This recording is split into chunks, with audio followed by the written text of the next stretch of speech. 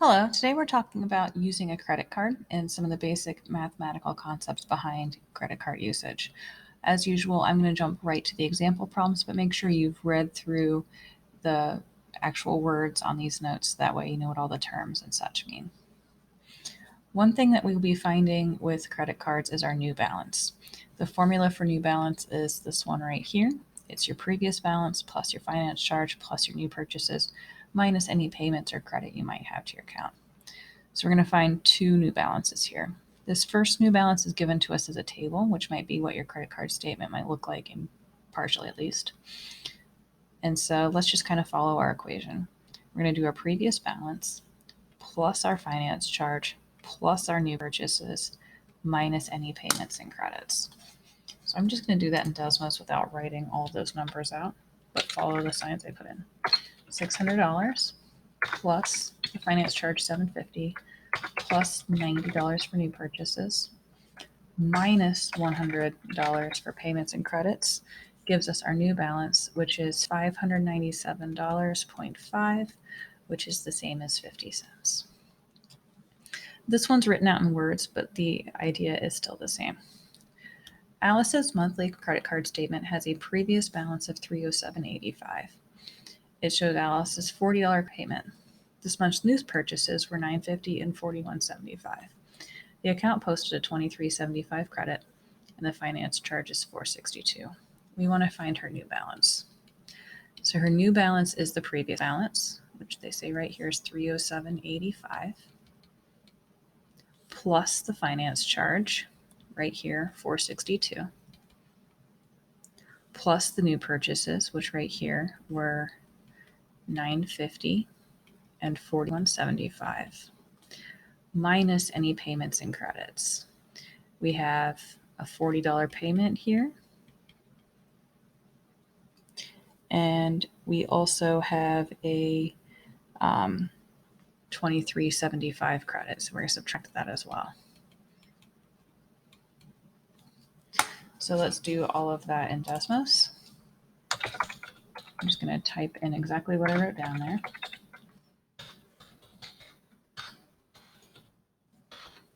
Right, type the right numbers in.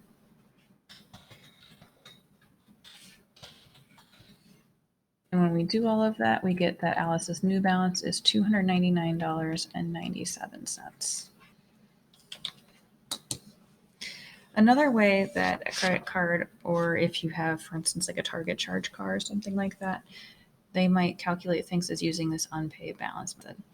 The formulas we use here will be what we will use if they say specifically the unpaid balance method is being utilized. So let's take a look at this first example. We want to find the unpaid balance, the finance charge, and the new balance. The periodic rate is 1.5%. So unpaid balance we know is the previous balance minus payments and credits. So we know the previous balance, we know the payments and credits, and we subtract this. 600 minus 100 gives us a new unpaid balance of $500. The finance charge is the unpaid balance times the periodic rate. So we know the unpaid balance is $500. The periodic rate is 1.5%, which as a decimal is 0.015. I'm going to do that in Desmos. 500 times 0.015 gives us 7.5, which is the same as $7.50. So then our new balance, the last thing we're going to fill in is the unpaid balance plus the finance charge plus new purchases. So we are just going to add unpaid balance, finance charge, and new purchases. Add those three numbers together. 500 plus $7.50 plus $70 gives us $577.5, which is $577.50. The next problem here still uses the unpaid balance method. However, we're going to have to work a little backwards because of the information we've been given. Just a heads up. Omar has a credit card that uses the unpaid balance method to compute the finance charge. His monthly periodic rate is 2.4%. During this past billing cycle, he charged a total of $256.28 and made payments totaling $350. If he has a finance charge of $18.28, they want us to find these amounts. So first we need to find the unpaid balance.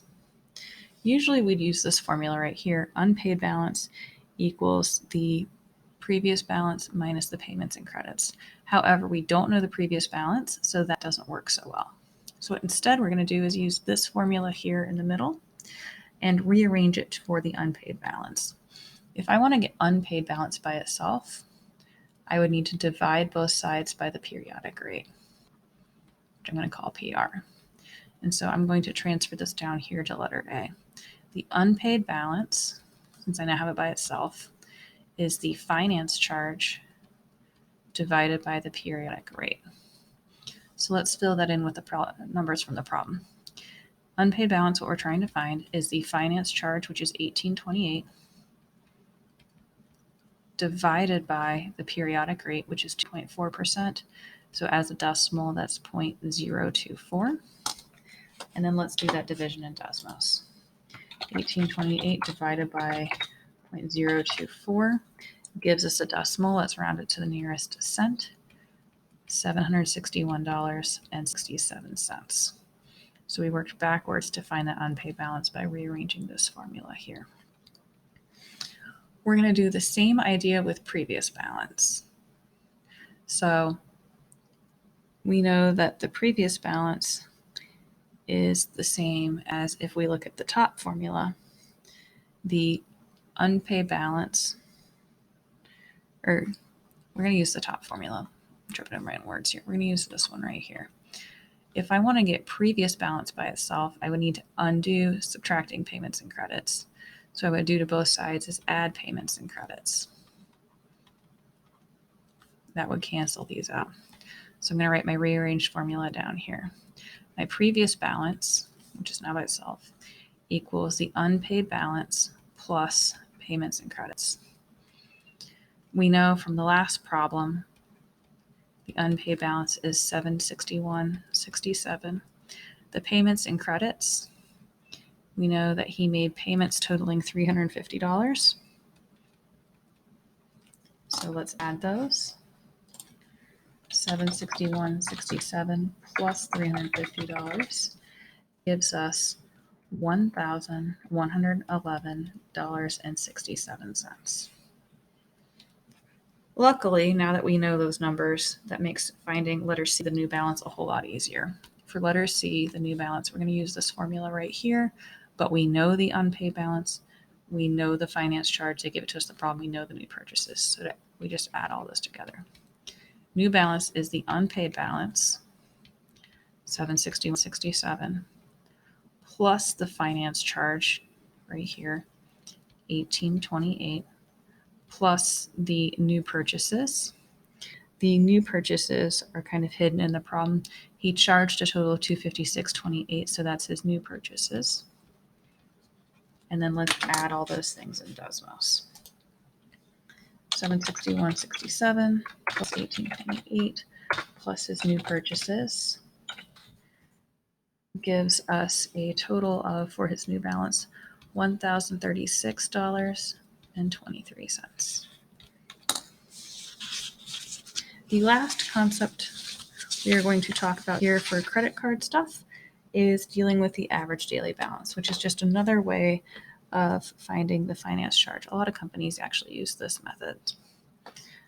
So we actually need to find a process. There's a whole process to this, and it goes throughout the whole month or whatever your billing cycle is. We are going to be using these formulas here. But to get to this, the average daily balance, we have to go through day by day for the whole billing cycle. So what you'll see here is some days there's purchases and payments, some days there's not. You have to still think about what the balance is each day out of that range.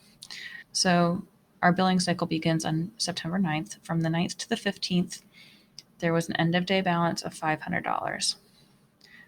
But to find the sum of balances, it's always the end of day balance times the number of days.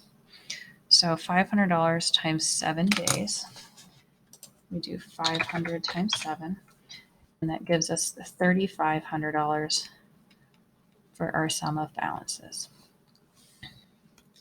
Going down to the next row in the table, there was a purchase of $100, so that adds to our balance. 500 plus 100 gives us 600, so that's where that 600 comes from.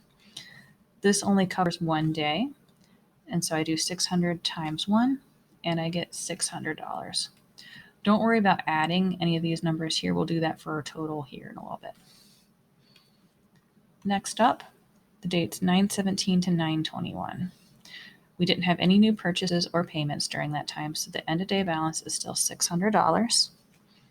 There were 5 days if we count 17, 18, 19, 20, 21 as 5 days. 600 times 5 gives us $3,000. The next row, there was a payment of $150, so that's going to subtract from our balance. 600 minus 150. You might be able to do that in your head, or you can do it here. Either way, you get $450 for the new end of day balance. There's only 1 day here in the dates, so number of days is 1. 450 times 1 is 450. Next up, we have from 9/23 to 10/8. No new purchases or payments, so our end of day balance stays $450. The number of days, if we count very carefully, 23, 24, 25, 26, 27, 28, 29, 30 days in September. Now we go to October. 1, 2, 3, 4, 5, 6, 7, 8. That was a total of 16 days, and I had to use my fingers to count that just so I didn't lose track. It's fine if you do that, no shame. And so then I do 450 times 16 to get my sum of balances as $7,200.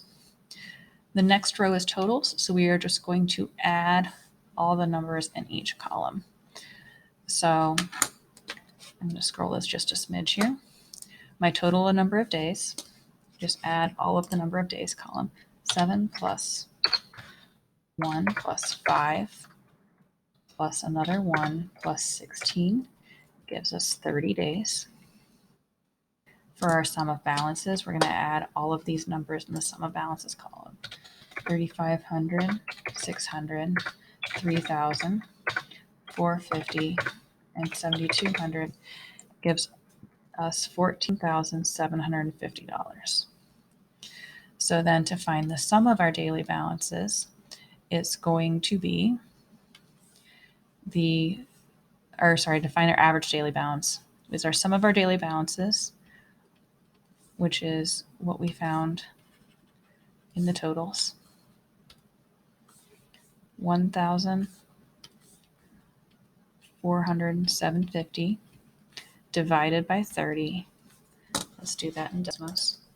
14,750 divided by 30. Let's round that to the nearest cent. We get $491.67. So that right there is our average daily balance. Now, using that information and the formulas right here, we are going to find the following if our finance charge is 1.5% of the average daily balance. Finance charge is average daily balance times periodic rate. So 491.67. 1.5% is the same as 0.015.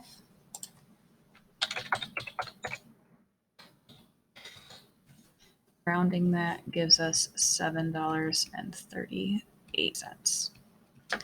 The unpaid balance is going to be our beginning balance, $500, minus our payments and credits, which was right here, $150, which is $350.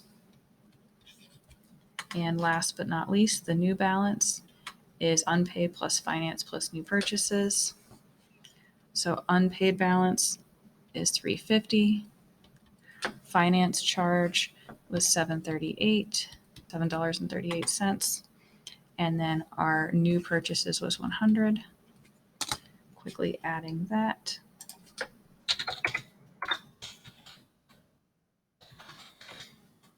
We get $457.38.